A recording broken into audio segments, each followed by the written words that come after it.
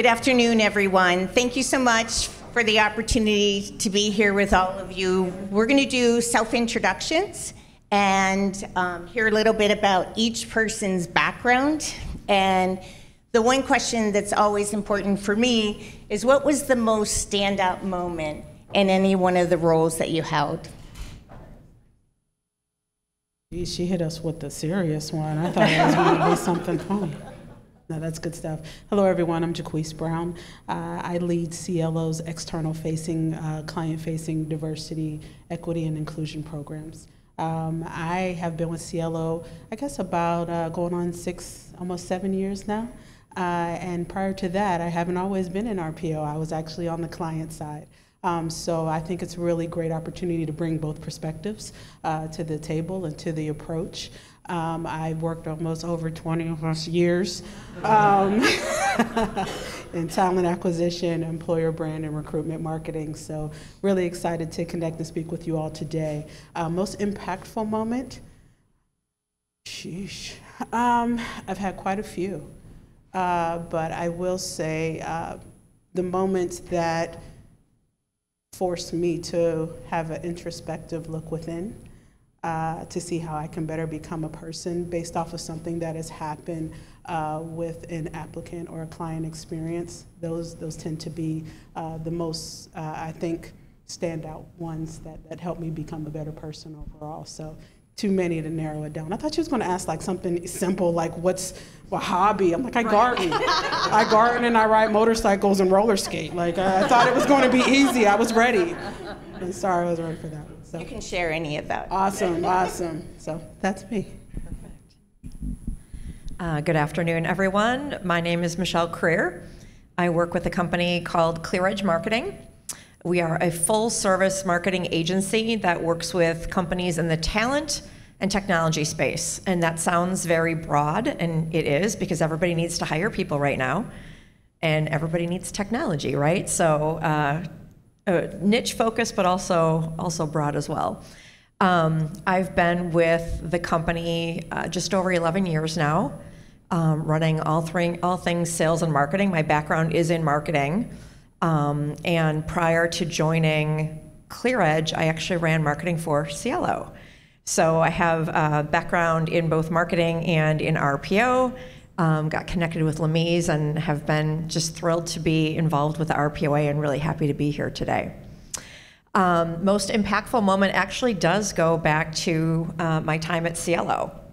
So I was there 2008, around there. I have to think back to my kids. My younger one had just been born when I started there, and he's 14 now. So so that math is adding up. That's good.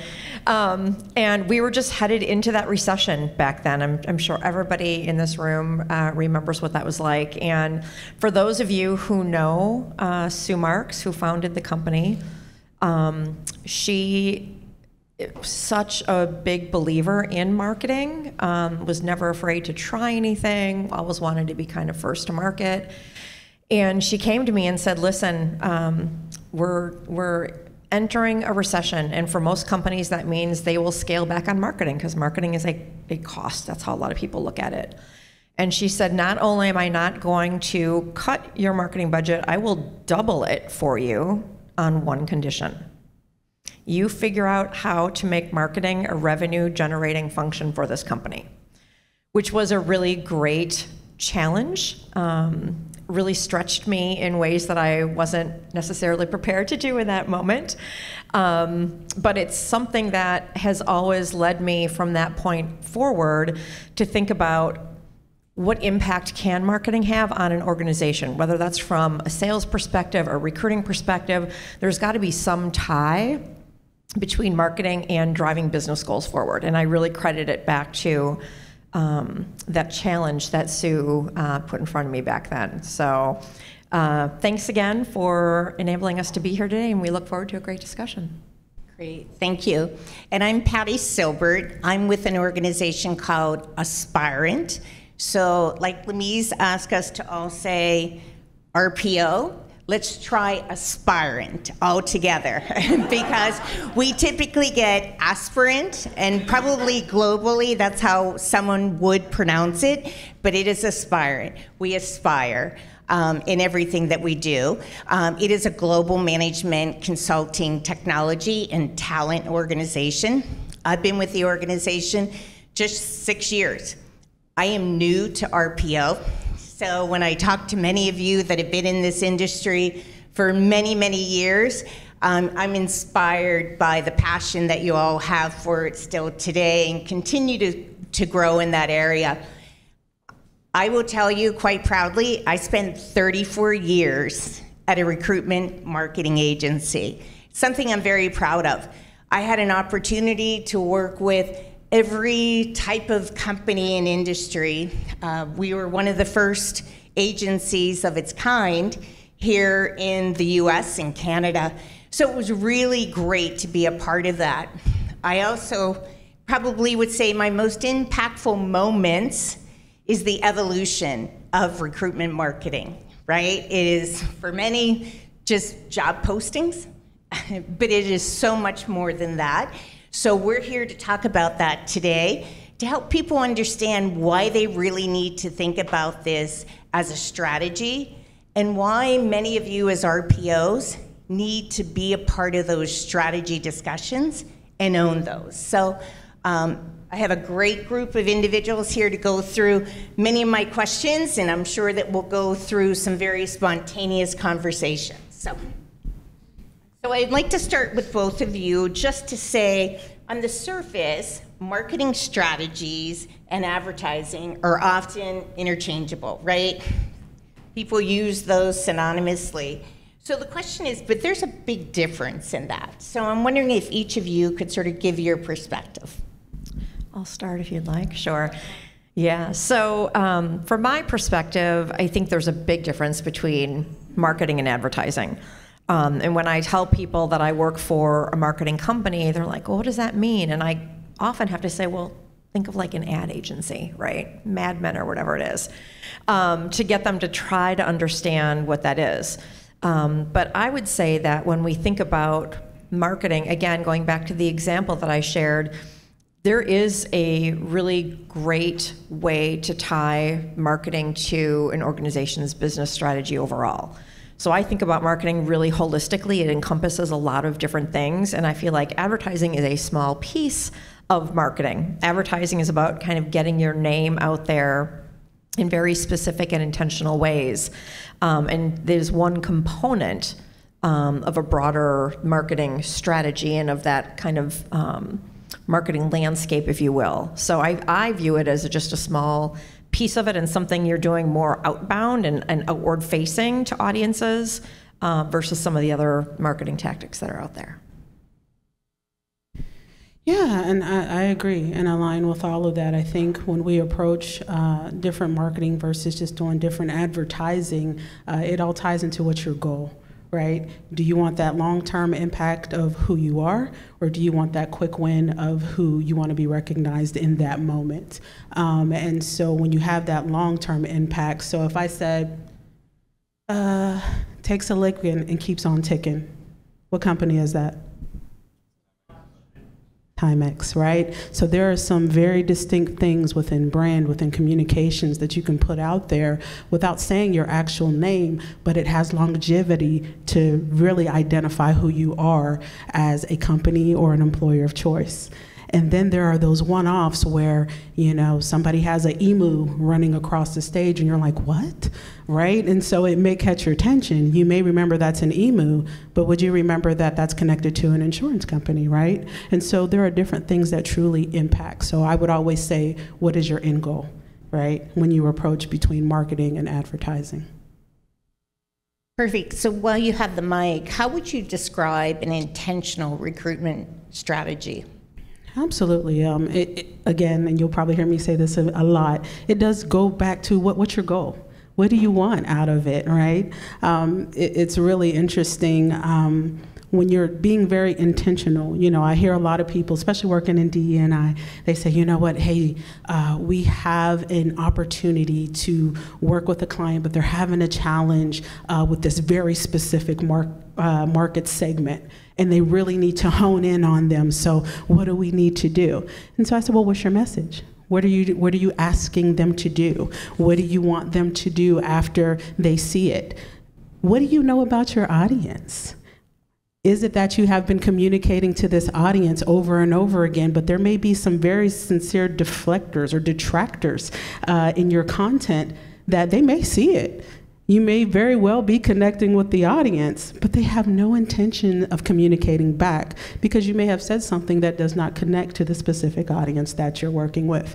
And it may seem very elementary at some point, but you would be surprised at the companies that, do these huge marketing campaigns because they really want to connect with this specific audience, but they haven't taken the time to really, truly reflect on the content that's being put out there.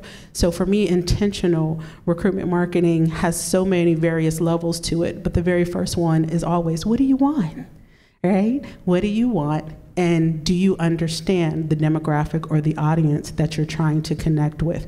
Do you know the nuances of speaking with them? We were talking about global D&I earlier, right? All truths aren't transferable. We were having a conversation at lunch too, where there's been dialogue. Well, how come we haven't looked at this one area within the country about the LGBTQ plus community? And I'm like, well, probably because same-sex marriage is still against the law there, right? So it doesn't make sense to approach them asking about how come they're not connecting with a specific demographic. And so there are very, very specific things that we have to be very intentional about when we want to connect with an audience and be successful at doing it. And so that's a little bit about what intentional recruitment marketing means to me.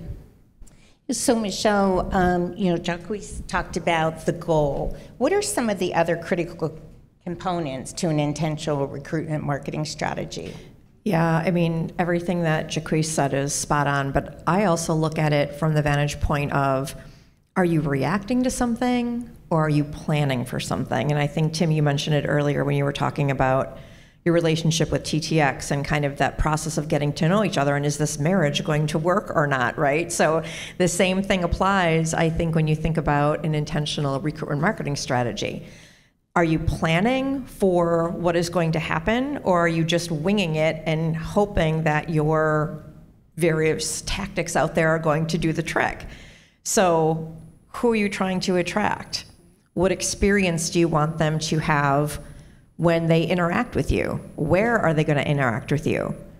What are you going to have them do? Are you going to drive them to your website? You can give them the opportunity to apply with one click. Like, thinking through all of that before you even put a job post out there anywhere, I think is the most important thing.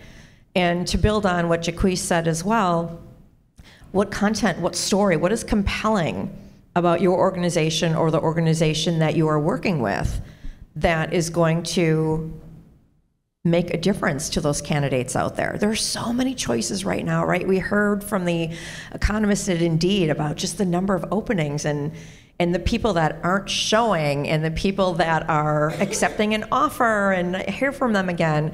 There's something that is broken there, I would argue, and I think as much as people want to move really quickly because they want those jobs filled now, sometimes it's to the detriment of actually sitting down and thinking, what are you trying to accomplish? Who are you trying to reach?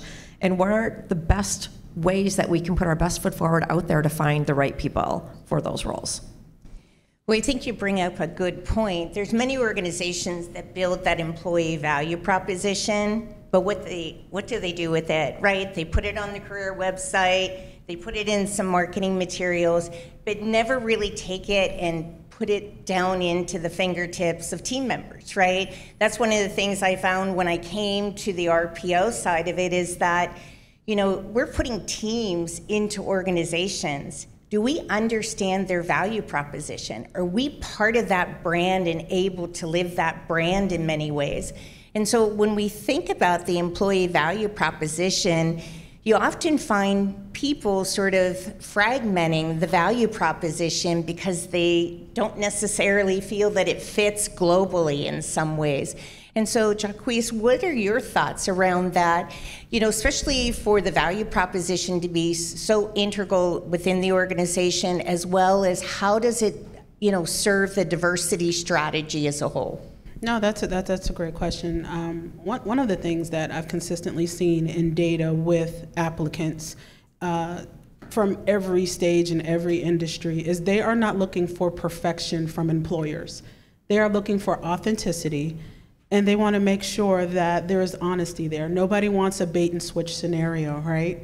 And so I think when you start to look at that EVP, making sure that it is a true well thought out EVP that absolutely reflects the organization is imperative. Because what we have a lot of scenarios, one, it may not be consistent across all your platforms, right? It could be very prominent in one ad, but then when you get to the website, there's a different experience, right? So if you don't have that consistency, we've seen a lot of drop off. But the other thing is, you know, they want to know what they're getting themselves into. So your EVP absolutely needs to reflect what's happening within your organization. Not so much just for the potential applicants, but what we've seen is a lot of companies think that, okay, this employee audience or this applicant audience is looking for A, B, and C, so let's hurry up and update this on our careers website or on our page. And then what happens is you have your internal existing employee culture say, we have what?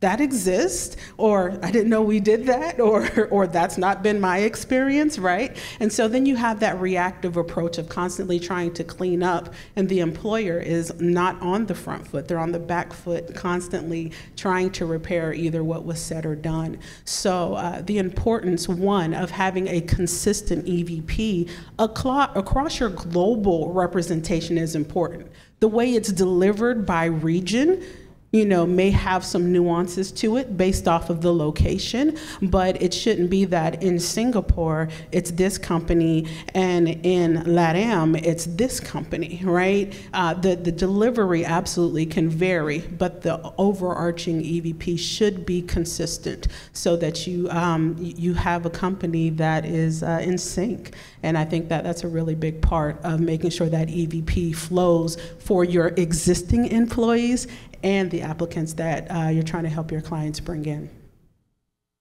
So Michelle, the EVP often when it was originated was for the front end of the recruiting process. How are organizations really extending that throughout the employee experience? Yeah, we're seeing a lot of forward-looking organizations making sure that it's embedded in every stage of that process. So not just in the postings or on the website or anything like that, but even down to the interactions that the recruiter has with the candidates, the language that they're using, the follow-up touch points, the content that's being created, all the way up to the onboarding experience, and then hopefully living that EVP day in and day out. But I think, you know, to build on something that Jacquese said, and I would love to hear from both of you about this, the importance right now when thinking about an EVP and communicating your values and the importance on DE&I, right? How much of that is aspirational? And how do you communicate where you're trying to get to when you're in the midst of putting some of those initiatives in place right now? I'd love to hear both of you. Honestly. Yeah. That's the approach. You know, we help a lot of our clients that, again, got caught in that reactive knee-jerk, oh, we are doing X, Y, Z. And how many of you have seen articles where people have been called to the carpet on those promises that were made, right? And I think in the past there was this faux pas or expectation that you have to present your company as already arrived in every area in order to get people to come in. But what we found in a lot of metrics is that people, or organizations rather, that have a diversity report that says we are striving to get here, or we are reaching or aiming something that it doesn't have to say, oh, we're terrible, we can't get there, that type of thing, right? But if they are transparent in saying that we are on a journey and this is how we plan to get there, and this is the time frame we are looking to do X, Y, Z, and look what we've already started. Those are the organizations that get more engagement as far as applicants. It is the ones that do not communicate where they are at and where they are going that what I have seen is having the most challenges in getting those folks in. So the way I would say, even if it's aspirational, say that, or say that, you know what, we're looking to make some changes, or you know what, we're looking to move that needle, or, you know, I always tell people, yes, I'm a consultant, I work for Cielo. Have we arrived? No, we're on a journey ourselves. We are looking to be the best that we could possibly be, but this isn't a one-time hit and done. We're on a journey that's as long term. And so if you continue to communicate that it's a journey, then people understand those aspiring areas. I think when we get in trouble is where we try to act like, oh no, there's not a big pink elephant in the back. We have no issues here, right? And that is where the challenge comes in. I think the other piece of it is really being authentic in your messaging, right? Organizations put some of these lofty value propositions together, and when you start to dissect it, it's like, what does it mean, right? Can you put your finger over the name of the organization and see that it feels like everybody else? And so that authenticity is often missing when you're communicating with your audiences. And so, you know, the whole concept of developing that piece is really the starting point. That's the foundational piece for everything that you should think about in your strategy. How do I craft messages that are really going to resonate? And I think what happens is the disconnect comes down to, I have to get these ads in on my job board. This is my strategy. I use Indeed, I use LinkedIn, I may use Dice, I may use a niche job board. And at the end of it, that's not a strategy, that's a tactic. And so you're missing all of your other platforms where your audiences are engaging with you, right? It's those review pages. It's what you do in Google, where all those messages may be negative that you have to push down. On your Glassdoor and Indeed page, are you responding to comments and letting people know, yes, we may have tripped here, but we're working on it with X, Y, and Z. And so often they say that's marketing's job, right? We can't touch it, you know, and everyone is sort of avoiding that. But I think that's where you miss the opportunity to truly be authentic about who you are and what your strategy is. And so part of the pieces that we always want to make sure that we're thinking about is, let's think of the strategy, right? It's the audience, it's the goal. And it doesn't mean that you eliminate those tactics of job boards. They're an important part of it, but there needs to be more emphasis on a messaging campaign that exists out there. A portion of it is about your brand, a portion of it is about your jobs, a portion of it is about the great things, products, services that your organization is doing. And that's what I found, you know, coming from a recruitment marketing agency. I said I would have changed the world in the advertising world if I knew that the buyer that I was selling to, which was the HR director, would have only gone down to the service delivery team to say, what do you need? What do you truly need? Because they had so many pieces, right? You have job distribution that can just send those jobs out. That's not helping them in some ways, right? It's about speak to my audience. Let my audience know that this is an opportunity in an organization that will grow. And just to build on that point a bit more, we're working with a client right now who, like every company out there, is struggling to find people. But the new head of marketing came in, and she comes from the consumer packaged goods, industry. So big research. And she said, listen, before I look at implementing technology or trying different campaigns, I'm going to conduct some market research. We are going to segment our candidate database into 5 different groups. And we're going to survey and conduct interviews with all of them to get under the covers of what is it that they're looking for? What are their motivations? What are their needs? What are their pain points? All of those things before she did anything else when it came to recruitment marketing, which I thought was a really smart step to get. It's somewhat the personas, but it's also kind of getting that whole picture of those candidates and understanding there's different sectors and segments, different types of candidates, and what works for one is not going to work across the board. So now she can start thinking about how does her team start to create campaigns and touch points and content and things like that that are going to be really specific to certain types of candidates. So Jacquese, let's talk about the EVP. How should organizations think about their EVP or perhaps even revisit it when it comes to diversity? Oh my.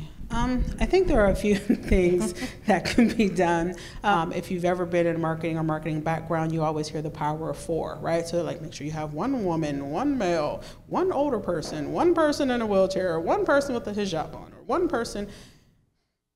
You want to have representation, absolutely, right? I think the challenge comes into where it becomes very box checkish, and it's like, okay, I just have to make sure I have one of everybody. However, on the other hand, you want to absolutely make sure that it is representative of the area that you are trying to connect with. It really just comes down to making sure that it's there. And then the other piece is that it's representative of your organization.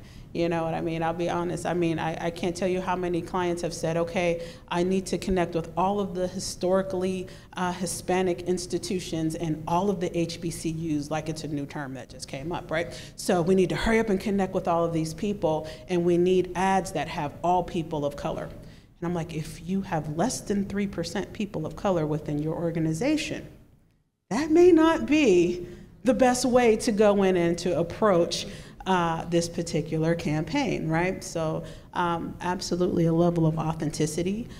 There has to be an end goal. It needs to be tracked end to end. But that EVP plays a huge role in who you are as an organization.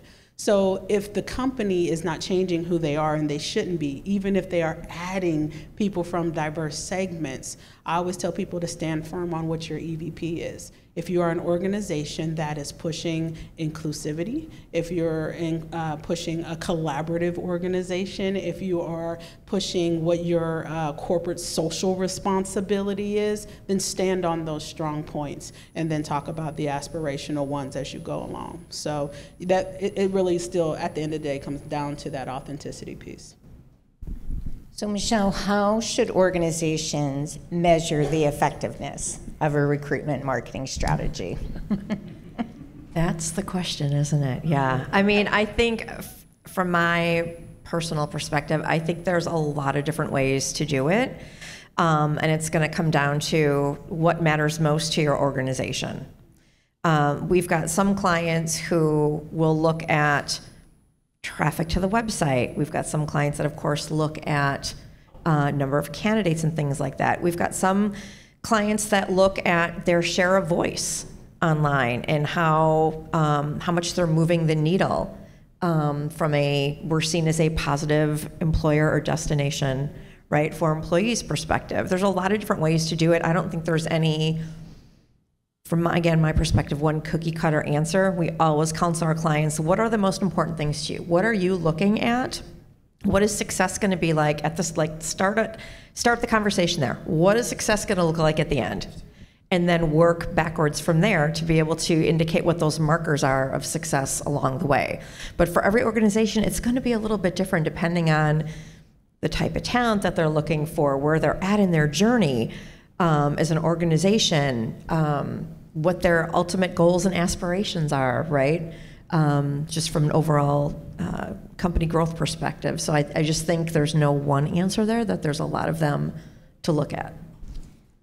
The one area that I think that we often miss is the ability to have a baseline of data. right? So we jump right in and, we can measure the number of applications, we can measure website traffic, but there's really no sort of foundational piece for that. So you know where you're starting from, right? And what does good look like at the end of the day? So, I talked about some of the strategies, right? You'll have your tactical pieces, which are your job postings. You'll have your messaging, which is elevating your brand, boosting your brand. And so you have to take each of those and look at those very differently. Many challenges today are the number of platforms and technologies that are out there. It goes from your career site into your ATS. You got to put the pixel in there. I got to take, LinkedIn and Indeed's pixel and put it inside of my ATS. And then all of a sudden, I start running email campaigns. And so how do I sort of track all those? And it can get really daunting unless you have a really good analytic team member who knows web analytics and can click and can track all those clicks and attributions and things like that. So the point is let's start with a baseline. Start where you are today, and some of that is the market research, perceptions in the marketplace of who you are and what you're doing as an employer, right? Do I resonate in that marketplace? Where do I need to sort of grow my followers, my interest levels, right? And then look at those platforms. You spread yourself very, very thin quite often, and it's really hard to see any return on investment at the end of the day. So really having that sort of baseline piece of it to help you elevate it. I ask intentionally about the question of rethinking the EVP. Many organizations start it, set it, forget it, and never go back to it. Right? It's an evolving message because the organization is evolving, and the people coming into the organization are evolving your culture. They're evolving your organization. And so it's so important that, every 6 months, test out, is that EVP still true of where we are today and where we want to go? And I think the other piece of it is asking your employees for the feedback on that EVP. Does it stand true today? Are we representing ourselves in the right way? So that's what I always say. It's not this, hey, it looks great on the website and look at this, and they confuse that EVP with that great marketing message, but that's not what the EVP is, right? It's made up of 5 components. It's the people you work with. It's the benefits, right? It's the comp, it's the type of work, it's the purpose of the organization. And so, you may not be great in all of those, but pick the ones that you are in order to be able to go there. So, I think that, we're continuing to evolve in many ways, right? And diversity and inclusion is certainly top of mind for many organizations. And I guess, Jacquese, I'd love to know from you, just given, what you're doing and in guiding individuals on, some of the strategies that they should be thinking about for, how do they continue to sort of look at this area of opportunity from a measurement of what they're doing, publicly putting some of their goals out there, and then what is the next sort of opportunity that they should be thinking of? No, that's a great question, and I think it definitely catapults off of what you said about establishing what is your benchmark. So one of the things that I built out for Cielo was a diversity maturity assessment and model. And what that allows us to do, I have a lot of our clients and non-clients that come to us and say, okay, tell me who's that North Star, who's doing diversity perfect, just tell me who they are, and then I'm going to copy everything that they did and move from them. And my response to them is no. Your journey is your own. And before I can help you get to wherever you aspire to be or wherever you would like to go on your journey, we first have to identify where you're at. What are your employees saying about you? What are your goals? Where do you want to be? What are the opportunities? Is there anything in the news that we should know about, right? Right, so we need to fully understand where you're at right now. And then understanding where you're going, right? Because we had a lot of organizations say, we're going to increase diversity by 50% in this city by 2023. And I'm like, let me do a quick diversity mapping here. you don't have 5% diversity that live in this city. How exactly are you going to accomplish this, right? So there's a combination of several things. One, always identify where you're at, right? Identify where you want to go. And then it really is make an informed approach and strategy. And that strategy has to happen with some level of in-depth metrics, whether it is that pixel on the back end. You have to see that end-to-end process. A lot of people can see how many clicks to apply they have, but they don't understand what the drop-offs are with their hiring managers. Some folks bring it in, they have hiring managers, but they don't have an equitable scoring process that allows people to avoid that gut reaction of, oh, I don't think they would work for the organization. We heard earlier a lot of people are really standing strong on value add versus value fit, where we need both of them. A lot of times you won't have those innovative, strong conversations that help you get to the next level if you're doing control, copy, paste, and bringing the same exact people into your organization all of the time. So there are several things that come along with it, but it has to be a strategy, because if it's a reactive Band-Aid, in 30, 60, 90 days when the board asks what we're doing with diversity, and I get that frantic call of what are we doing, what can we do, how can we fix it, right? If you don't have that long-term strategy that constantly evolves with your organization, that's where the downfall comes. The other piece that I think is very powerful is what I find with most RPO clients is, or even just most larger organizations, they absolutely have a diversity strategy. The diversity strategy does not always align and connect with the talent acquisition strategy. And that is the biggest opportunity that I've seen. It should come right alongside of it. It shouldn't be something that's rogue and something that's very separate. It should come alongside, but it has to be built off of where is the organization's overarching goal. So I think it's a combination of both, but a specific talent acquisition diversity strategy has to be not just mapped out, it needs to be tracked end to end with that baseline, with realistic, informed data that will help you grow year over year based off of what we know. And the fact is that those data points have to be pulled quite often, right? Because data that we pulled in January, if we look at it again today, versus what it looked like in 2020, it's constantly changing. So definitely making sure your strategy has an informed approach of metrics is imperative. Did that answer your question? Excellent. So Michelle, how is technology playing a part in recruitment? Specific to the marketing strategy. Yeah, for sure. So whenever we get a company that wants to talk about recruitment marketing and how we can help them with their recruitment marketing and talent attraction needs, it's always what's your current tech stack, right? So not only what is your ATS, but what is your website built on? Do you have a CRM as well? What are you doing right now from a marketing perspective? What type of programmatic are you doing, and what is that technology, right?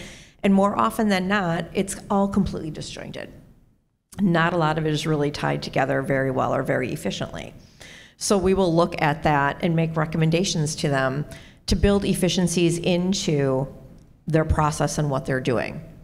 But more often than not, there's not a lot of great technology in place already, and IT may be in charge of one piece of it. They don't want marketing to have control over it. HR might be in charge of the ATS side of the house. Like, there's so many different players in the organization, and just trying to bring all of those people together at the table, I think, is a really important piece of it. And then you add in, and a lot of our clients also think of technology a little bit differently too. They'll think of technology like some of the tactics that we then use.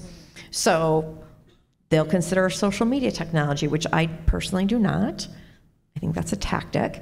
But they'll think about that as well, and maybe somebody else owns that. So it's very disjointed. And again, if you go back to what is that overall strategy first and foremost, and what are those pieces of technology that can enable different parts of the process, and ensure that everything is running efficiently and that you're not doing things manually when you shouldn't be doing things manually. Again, we've got a lot of clients using Google Sheets and spreadsheets still to this day. I think it does play an important role, but I would also say it goes back to then, if we're going to recommend technology to them, we are not technologists, we are not technology experts, and we've all heard the horror stories that you get sold on some technology and it actually doesn't do for you what it should. We're having that issue right now. We bought a technology called Monday.com, which was supposed to help us do a couple of things. One is not just manage projects, but two is track time. As an agency, billing to our clients, that's a very important piece of the puzzle. Guess what it does not do? Track time. Does not track time. So again, I think it's figuring out what are your needs and your pain points, and then where is technology that might be able to support that versus trying to fit your processes into a technology. There's a lot, you guys all know this, there's a lot of technologies out there right now. So trying to figure out what that tech stack looks like, I think, is a really important piece that is becoming more and more connected to recruitment marketing than ever before. Perfect. I think we're just about out of time, correct? Okay, so we appreciate your time and allowing us to talk through an intentional recruitment marketing strategy, and hopefully you're taking some ideas away that you'll go back as you're working with your clients and even in your own organizations of things that you can be doing a little bit differently than perhaps the way that it is evolved to where, you know, where it has always been, right? Really taking that evolution. So thank you very much, everyone. Appreciate it.